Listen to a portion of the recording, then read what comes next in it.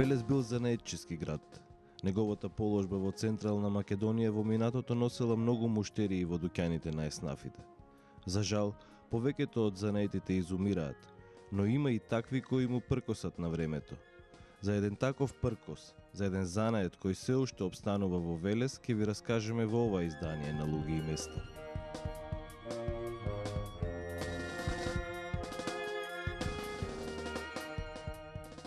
Ве водиме на Велешкото пазариште, како што го нарекуваат велешани.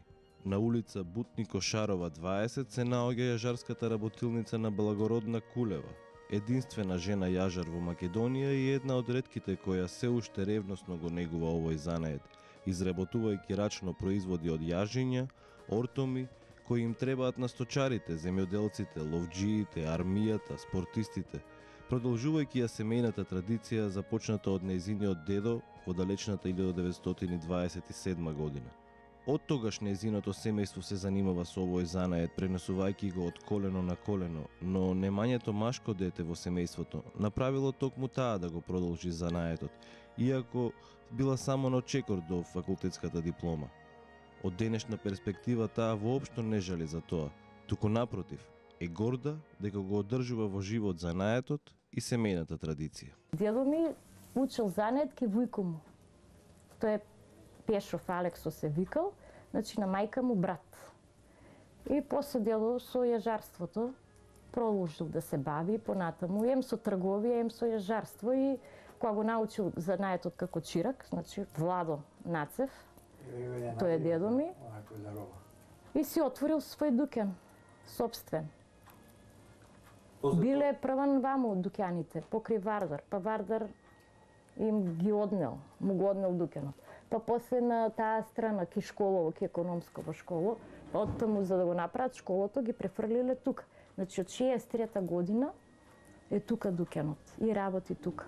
Татко ми инженер си беше, он си работеше во државна фирма, Парцеланка, кога технолошки ги извадија, значи 91-92 и тогаш во тој период дојде од општината ни рекоа као веќе ние сакавме за друго да го спремаме, као не го затварајте, дуќанот е, нели, е традиција или да не изумре занаетов, ако може да го продолжите, пошто ние работиме, значи наше занаетов, а тогаш татко ми дали ќе го затвореше, дали не знам, а значи се попишмани.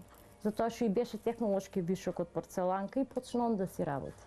Со дуќанот, а јас и мажот ми почнавме на големо да работиме со војската 92-93, а на мене е дуќанов. Мислам, на мене е регистрирано од 92, а ние работевме на големо со војската. А он почна тука со дуќанов и после ја почнав од него да учам занаетот, пошто ние немаме брат, две сестри сме. Јас сум постарата, сестра ми се заврши економски, сега, значи, треба, значи, занает, мислам дека треба секој да го знае, за понатаму на своите деца да го остави занаетот. Мислам дека нема од тоа штета, само корис. Нема Бога да те направи, ама безлеп никогаш нема да те остави. Значи, сепак имаш нешто, занаетот е богатство според мене. Јас си еве технолог прехранбен сум, уште диплома, значи треба да дипломирам. Не сум дипломирала, значи некои други, значи млада сум со мажли, нели други обврски, ама занаетот мислам дека никош нема да го оставам, дека сум жива и ќе гледам на децата да им го пренесам, значи од мене, затоа што тоа е традиција од дедо ми.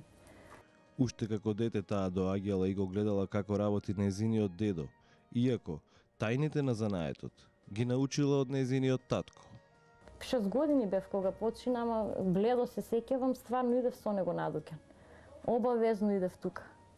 Значи он работеше, имаше и двајца со него работеа. Му беа како помошници, татко и син.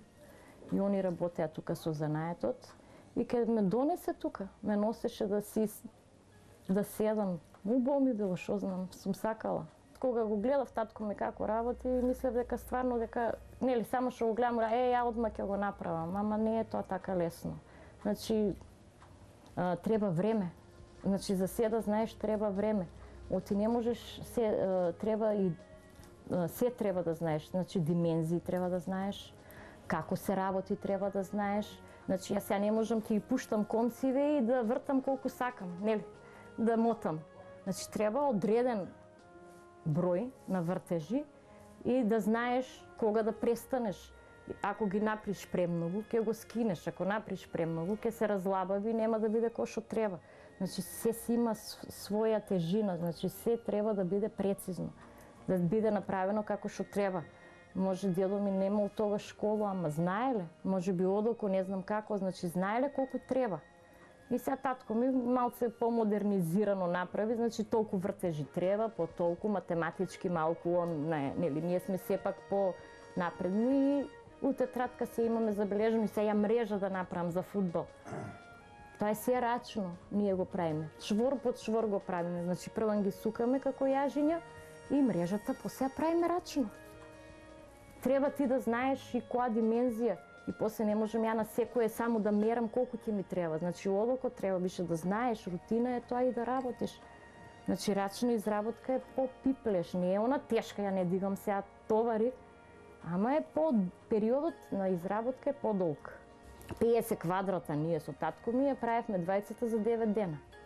50 квадрата мреж голем. Значи време треба. Порано се правело од коноп, за денес и други материјали да се користат во изработка на производи во овој занает. И коноп и јута. Јутата е по-мека, за обработка подобра.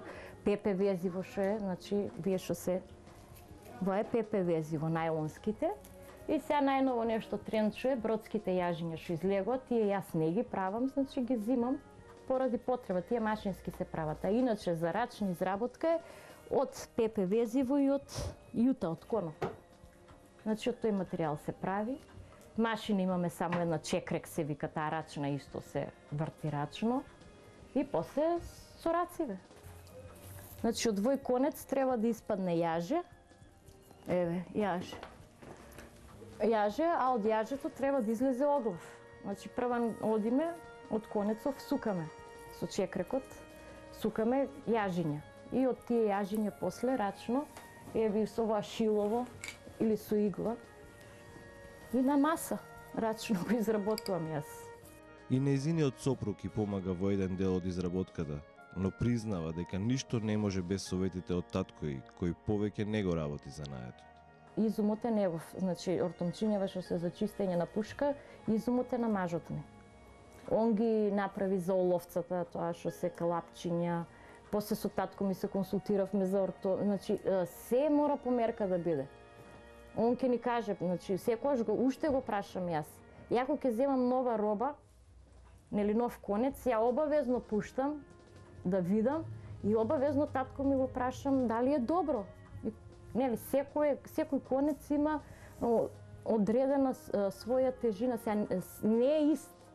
И мора ти да пробаш и да видиш и го прашам него тато добро ли, окей ли е, дебелина, значи треба и дебелина да одредиш и се треба. Да биде, ја мислам, сакам да биде добро, да има некој квалитет рачна изработка, не да биде сега направи, утре да го фрли човек. Таа е единствената жена јажар во Македонија. На почетокот, муштериите не верувале дека таа е мајсторот. Јас кога ќе кажам дека ја ги правам, они се чудат. Зарем ти правиш, вика, ти ги правиш. Јас викам ги правам и ја почнав тука да правам за да сватат луѓето дека стварно јас ги правам, а не идам само да продавам. Во почетокот, кога бев помлада, идеше човеков, Чичко Вој, он ми продаваше затоа што ние работевме со војската, после со Југотутун работевме, им правевме за баливе, за тонгиве, што е за тутун. Ортомчиње, значи сум била со друго заангажирана, доки 2005-та, после 2005-та се повлековме веќе и се стациониравме само на Дуќанов. Војче Јанески е еден од оние кои секојдневно наминува во работилницата на Благородна, на Муабет, на Седенка. Но 15 години тој помагал и во Дуќанот, продавајќи производи од јажиња за нив. Ги памети времињата кога многу повеќе биле барани ваквите производи. Ние со стариот ортомџија сме бажанаци. Бажанаци идеш кај него, ја некој пат му помагав, прибејќи јас отпро, не сум од тука и бев беден. И му сукав ортом и што имаше потреби иде да работам кај него. Тога имаше сточарство, зима многу. Сточарство имаше уште овци кои беа. Тога имаше ова лозак да го зреше и зима многу. Кој иде на Билнат, на планина, кој ќе почна да зимаат ортоми, оглови, тој од конји со нив. и ќе земат оглави по 20, 30, 50 некој пат. Сега е намало, нема цечарство, нема такви работи. Традиција во овој дуќан на Велешкиот пазар е да биде сврталиште на луѓе за муабет, седенка, но и на пазарџии кои ги оставаат своите торби за да допазарат. Клупава е тука, ја кажав, од 63-та. Значи, со традиција си е, од секогаш и ќе дојдат, например, Чичко Војо, Чичко Славе, ќе седат тука, ќе си правиме муабет нешто општо, ќе дојдат пазарџи, ќе се ценкаат малку, значи и тоа е традиција на Дуќанов. Никогаш, например, секогаш јас гледам човек кој ќе дојде да купи. Не гледам ја добивка само да имам. Значи да не го пуштам да не купи. А традиција на Дуќанот и малку се ценкаме околу цената. Значи една цена, па после друга малце подоли, така, за да не биде оштетен ни тој ни јас. И да ти пазарџи оставаат работи тука. Значи тоа од секогаш оставале. Да им ги почувам јас, например, да идат да си докупат. Се од село дошле, они треба да купат повеќе. Тука во секи биде наредено со ствари. И така мине баш убаво, па некои вие ствари се мои, па тие ствари се твои, па ќе гледам јас да ги запаметам сите работи кои на кого е, да не си ги земат. Некојаш и тоа ќе се случи, некои на некого ќе си ги сменат стварите. Па и ќе ќе бараме кој на кого ги сменил стварите. И така. Знаете, все по јас го одржавам. Стварно го одржавам колку што можам. Сепак е фамилијарна традиција, не сакам да оставам.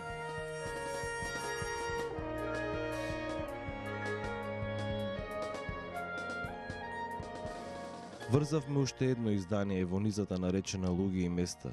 Следното го одврзуваме за точно 7 дена кај некои други луѓе на некое друго место.